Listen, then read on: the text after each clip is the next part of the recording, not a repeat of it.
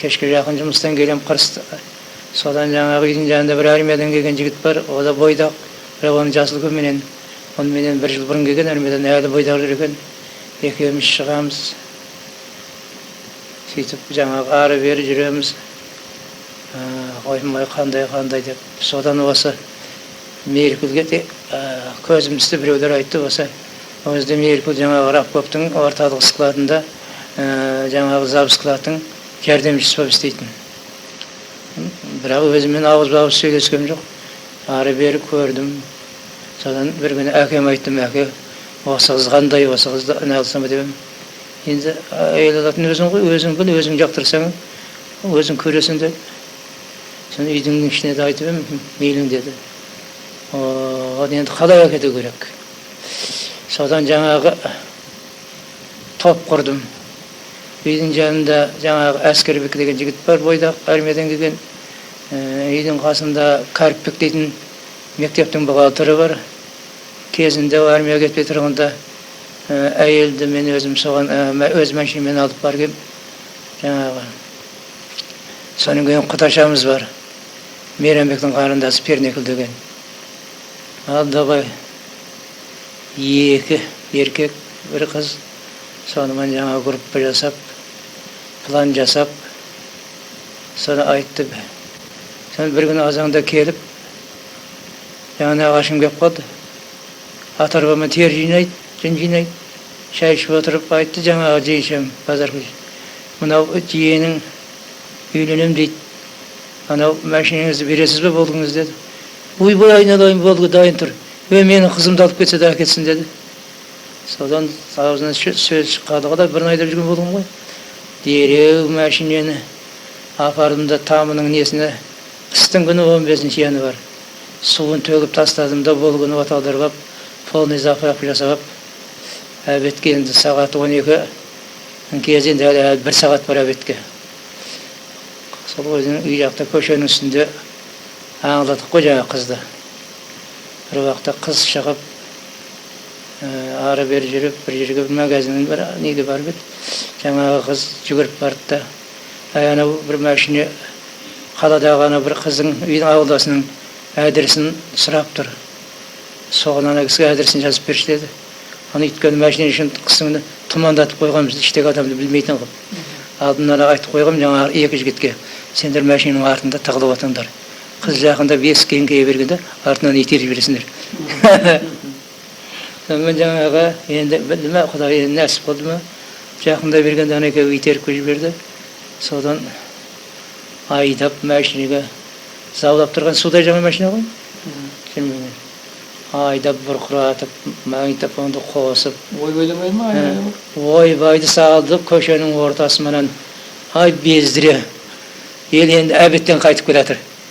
Енді жаңағы осында Балтабай әкімі Саққозда жаңағы Молотовой істейтін сөрілі институциямайға. Бірақ бір-екі рет үйіне ресурс сұрап, бір нәрсе қылып білшілдеп барып жүретінмін. Сонымен жаңағы қайда. Енді үй мен үйдің арасы жақын. Қой әкем үйіне құмға тартайын. Шалдың үйіне деп. Содан айдап безір қыстың үні қатқақ жол. Құмға алып бардым ғой. Қисыққа. Қисыққа барсам, олар тегін келеді деп отқан жоқ, бейғам.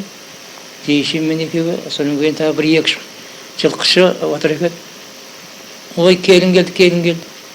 Деле орамал сап, ол ойбайлап жүріп, бұрын құмды көрмеген бәле.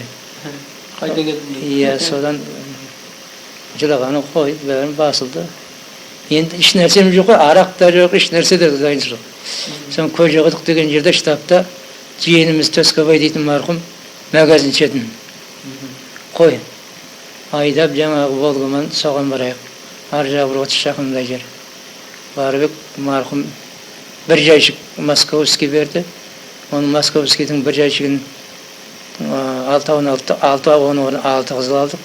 Сөйттікті ішетін адам жоқ жаңағы. Ертең жаңағы кісі айтқан машинаға кез. Ертең қалаға барамыз. Соның кейін не аламыз? Өзіңіз айтып жүрсіз ғой? Иә. Жаңағы сөйтсек жаңа жылқышылар, сиыршылар отырып мен айналдырған 1 сағаттың ішінде барып келдім. Содан қанша жаңағылар. Araktı işte senin köyün жаңағы ana jigittin jumuşu var, ana nesi var. Жаңағы kızdı tasladım da жаңағы Merkul'dun qasına. Ana ekеуін alып ауылға қайттым ғой. Ауылға қайтайын десем, сөйтсем жаңағы Әбдімаш көкем менің машинамды су құйыпты да оталдырып әкетті деп ауылдан естіпті де қуып кепті жаңағы не болды, рас па өтірік пе деп. Келіп олар ішіп жаңағы жамаш дейтін кісі біледі, әлдірі. Сол екеуі ішіп арақты, малшылар ішіп әйтеуір. Сол мен оған қараған жоқпын, екеуін тастадым да айдап ауылға кеттім.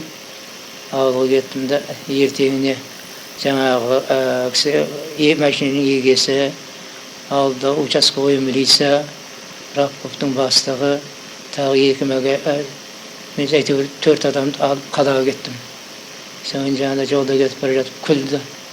Ей ұрыбада милиция. Сен өзің ұрылық жасап жүрсің, бізді тасып жүрсің. Точно нәрсе жоқ, келісілген әңгіме болды. Сөйтсем жаңағы шешесі марқұм әкетті де менде естиді ғой, жоқ әбетке қыз келген жоқ. Ойбай анау Әбдімаштың інісі әкетіп қалды. Армиядан келген. Май тасып жүретін. Дереу жаңағы дереу Жұманың үйіне барады ғой.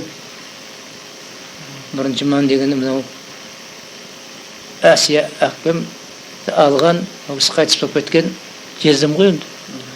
Соған барады, ай, өшір үніңді. Жаман жерге барған жоқ. Алла Құдайына қалса, ешкімнен кем болмайды қызың. Жақсы ортаға барды. Соны қайтып кетеді. Оғыншы барамайды құмға. Қай жерде екенін білмейді. Солман не керек, ертеңіне соғыны кешке қаладан қайтып келдім. Ол кісін бердім. Главный зоотехниктің 8 орындық уазы бар етін. Соны сұрап алдым да айдадым ғой құмға қарай. Көрпеше анамына алып, салып алып. Сөйтсем мырзалар отыр, жуасып қапты, бұрынғыдай емес. Содан ауылға алып көп. Қызға ұрсып жүрген жоқ па? Сен алдың әкелдің. Ja, ол енді өзінің ауылының қызы, өзінің сіңілдері сөйлесіп жүрген ғой. Сол арқылы ғой мен сөйлесіп жүргенім осында. Бірақ өзімді бетпе-бет сөйлескен емеспін да, лицо на лицо. Солман не керек, келгеннен кейін жаңағы екі ағам айтты, давай бірінші рет келінісіп отыр отбасыға, той жасаймыз деді. Әкем марқұм сиырдан бір дәу ту сиыр әкеп сойды. Сөйтіп ол кезде жаңағы далаға палатка құрып, жаңағыда ансамбліне алатын емес.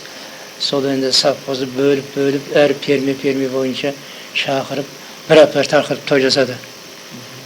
Енді рәсім сондай еді, ол кезде жаңағы мұндай музыкаман, анау-мынау.